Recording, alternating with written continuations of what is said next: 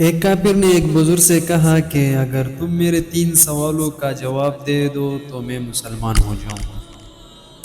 سوال نمبر 1، جب ہر کام اللہ کی مرضی سے ہوتا ہے تو تم لوگ انسان کو ذمہ دار کیوں ٹھہراتے ہو؟ سوال نمبر 2، جب تمہیں اللہ نظر نہیں آتا تو تم اسے کیوں مانتے ہو؟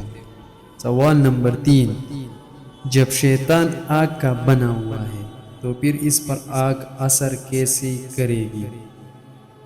بزرگ نے اس کے جواب میں پاس پڑا مٹی کا تیلا اٹھا کر اس کو مارا۔ اس کو بہت غصہ آیا اور اس نے قاضی کی عدالت میں بزرگ کے خلاف مقدمہ درج کر دیا۔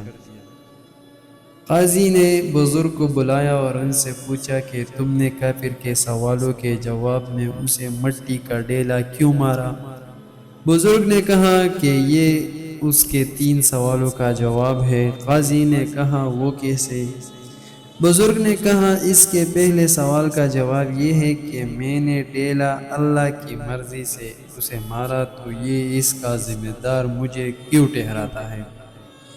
اس کے دوسرے سوال کا جواب یہ ہے کہ انسان تو مٹی کا بنا ہے، پھر اس پر مٹی کے ڈیلے نے کیسا اثر کیا؟ اس کے تیسرے اور آخری سوال کا جواب یہ ہے کہ اسے درد نظر نہیں آتا تو اسے محسوس کیوں ہوتا ہے؟ اپنے سوالوں کے جواب سن کر کافر مسلمان ہو گیا۔